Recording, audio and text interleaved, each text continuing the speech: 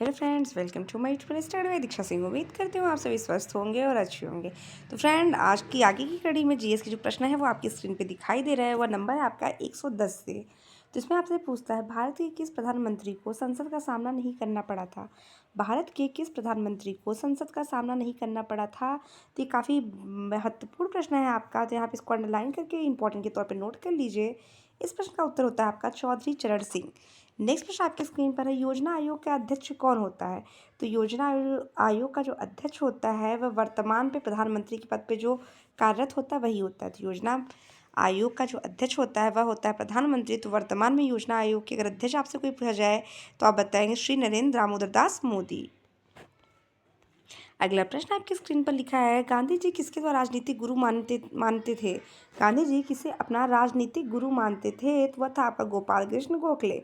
Important प्रश्न है friend, इसके लिए आप इसको डबल स्टार कर लीजिए। अगले प्रश्न की तरफ बढ़ते हैं। तो सामान्य ज्ञान की क्लास का जो अगला प्रश्न आपकी स्क्रीन पे है वह है आपसे पूछा, निम्नलिखित में से किसे को नए झारखंड विधानसभा का अध्यक्ष के रूप में चुना गया? निम्नलिखित में से किसे नए झारखंड विधानसभा का अध्यक्ष चुना गया है? वह है आपका रविंद्रनाथ महतो। रविंद्रनाथ महतो। अगले प्रश्न की तरफ बढ़ते हैं फ्रेंड। सामान्य ज्ञान की क्लास का अगला प्रश्न आपकी स्क्रीन पर है, मानव का मस्तिष्क लगभग कितने ग्राम का होता है? तो मानव का मस्तिष्क जो होता है वह लगभग 1350 ग्राम का होता है। 1350 ग्राम का होता है।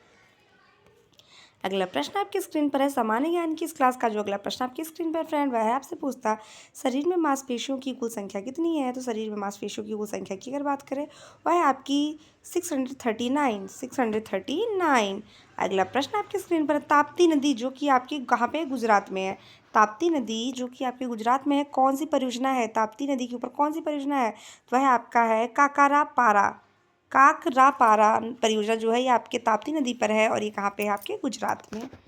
अगला प्रश्न सामान्य ज्ञान की क्लास का फ्रेंड वह है आपसे पूछा, सर्वप्रथम इंडिया शब्द का प्रयोग भारत की किस भाषा में किया गया? सर्वप्रथम इंडिया शब्द का प्रयोग भारत की किस भाषा में किया गया इंडिया शब्द का प्रयोग? तो ये है आपका ग्रीक। यह है आपका ग्रीक। काफ़ी इंपॉर्टेंट प्रश्न है फ्रेंड। वैसे सारी की सारी प्रश्न आपके बहुत इंपॉर्टेंट, लेकिन इसमें से कुछ बहुत ही ज़्यादा महत्वपूर्ण है, उसको आप नोट करते हुए आगे बढ़ते रहिए। इंटीग्रल कोच फैक्ट्री कहाँ स्थित थी? तो इंटीग्रल कोच फैक्ट्री की अगर बात करें तो ये आपका है पेरम्बूर जो चेन्नई में था। पेरम्बूर जो चेन्नई में है। अगले प्रश्न की तरफ बढ़ते फ्रेंड। अगला प्रश्न आपकी स्क्रीन पर है, भारत के किस जोन में 2 रेलवे जोन का मुख्यालय है? भारत के किस जोन में 2 रेलवे जोन का मुख्यालय है? वह है आपका मुंबई। अगला प्रश्न, भारत की सर्वाधिक महत्वपूर्ण मिट्टी कौन सी है? भारत की सर्वाधिक महत्वपूर्ण मिट्टी कौन सी है? भारत की सर्वाधिक महत्वपूर्ण मिट्टी की अगर बात करें वह है जलोढ़ मिट्टी, क्योंकि जलोढ़ मिट्टी जो होती है उसमें उपजाऊ क्षमता सबसे अधिक पाई जाती है। सबसे अधिक उपजाऊ क्षमता की अगर बात करें तो कौन सी मिट्टी में? वह है आपकी जलोढ़ मिट्टी में। अगले प्रश्न की तरफ बढ़ते हैं फ्रेंड। अगला प्रश्न आपकी स्क्रीन पर है, लौह अयस्क खनन क्षेत्र नहीं है, ऐसा कौन सा क्षेत्र है जिसमें लौह अयस्क का खनन नहीं होता? वह है आपका तलवाड़ा। अगले प्रश्न की तरफ बढ़ते हैं फ्रेंड। अगला प्रश्न आपकी स्क्रीन पर है, सिंधु नदी की लंबाई उतनी है जितनी कि ब्रह्मपुत्र की है।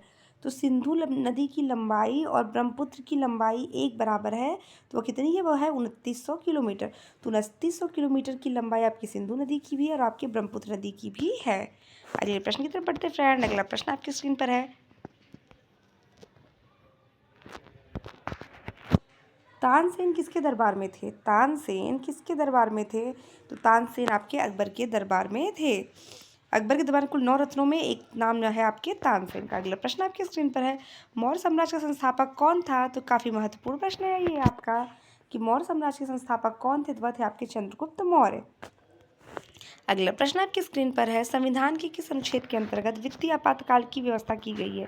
तो वित्तीय आपातकाल की व्यवस्था की अगर बात करती है आपका आर्टिकल 360 के अंतर्गत वित्तीय आपातकाल की घोषणा की बात की गई, लेकिन आपके भारत में अभी भी आज तक कभी भी आज़ादी के बाद से वित्तीय आपातकाल की घोषणा नहीं हुई है।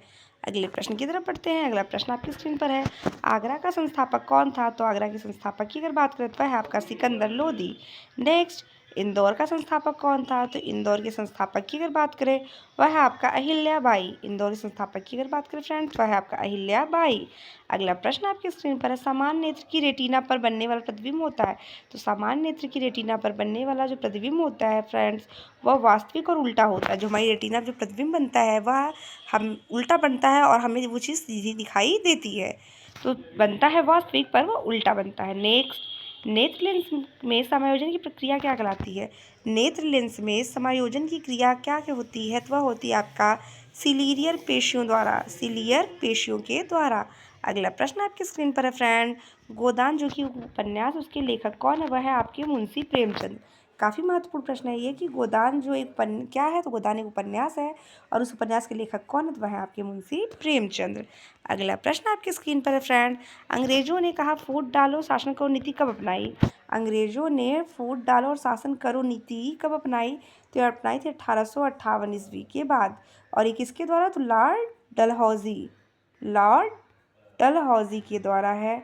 फूट डालो और राज करो किस जनरल के द्वारा है? Governor general? तो यह है लॉर्ड डलहौजी द्वारा 1858 अर्थात 1858 ईस्वी के बाद।